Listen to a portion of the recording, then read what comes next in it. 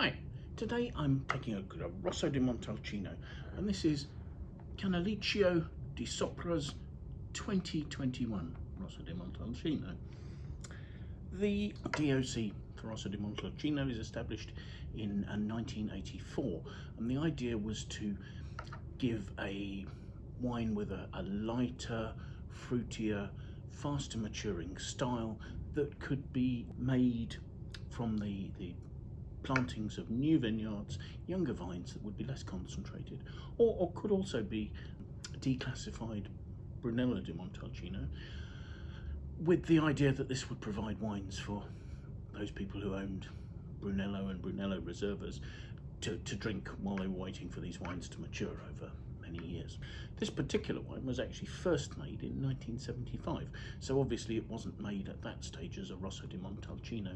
It was simply classified as a Vino Rosso di Brunello. So as well as coming from the same vineyards as Brunello di Montalcino, Rosso di Montalcino is also made from 100% Sangiovese, and this will be the particular clone they have in the Brunello region, Sangiovese Grosso. The point being that Brunello, being sort of viticulturally isolated from the rest of Tuscany for a long period, the Sangiovese there has mutated and gained its own special attributes. And Sangiovese Grosso, which is the clone that they have here, is regarded as being sort of more juicy, having thicker skin, and being excellent for producing high quality wines. The winery was founded in 1962 by Primo Pacenti, and Primo had formerly farmed these vineyards as a sharecropper, and he'd been able to acquire the land. And it's quite important here, the estate is in Canalicchio di Sopra, a small village, but in the same village, in fact, as neighbours, Franco Pacenti has another vineyard that uses the name Canalicchio. They don't make it easy for us to tell them apart. Today, the estate is run by Primo's grandchildren, Francesco, Marco and Simonetta. The estate currently comprises about 60 hectares of hillside on the northeast side of the Montepulciano hill, and about 19 hectares of those are in vine. They're divided between two crus. There's Cru Canalicchio and Cru Montosoli. Both these crus can provide fruit for this Rosso di Montalcino, but in practice it's normally the Cru Canalicchio that makes up all, if not or certainly the predominant portion of this wine, because the Montosoli is normally produced as a premium bottling of Brunello di Montalcino. The vineyards here are at reasonable altitude. They're sort of between about 270 and 320 meters above sea level. The soils are predominantly sort of clay with gravel, maybe some sand. The Cru Montosoli has a little more marl in its soils. Fruit is hand-picked, and there's careful selection both in the vineyard and when it arrives at the winery. Fermentation takes place in temperature-controlled stainless steel tanks with daily pump-overs, and maceration is allowed to go on for 15 to 20 days depending on each lot. Aging takes place in what they refer to as mid-sized Slavonian oak casks. So they're talking about 25 and 50 hectolitre casks. There's also a portion of this wine ages in 750 litre French oak barrels, but that's a smaller portion of the wine.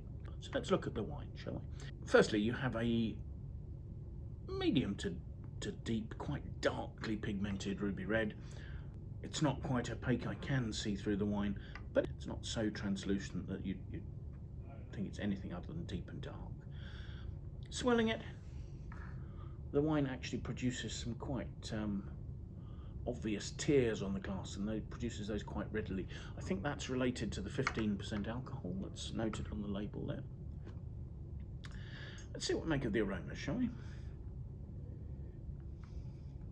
I find those aromas really quite closed. There is a lifted red cherry and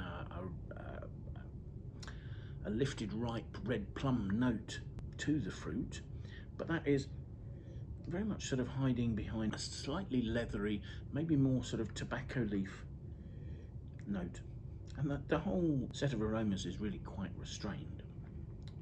So let's have a taste.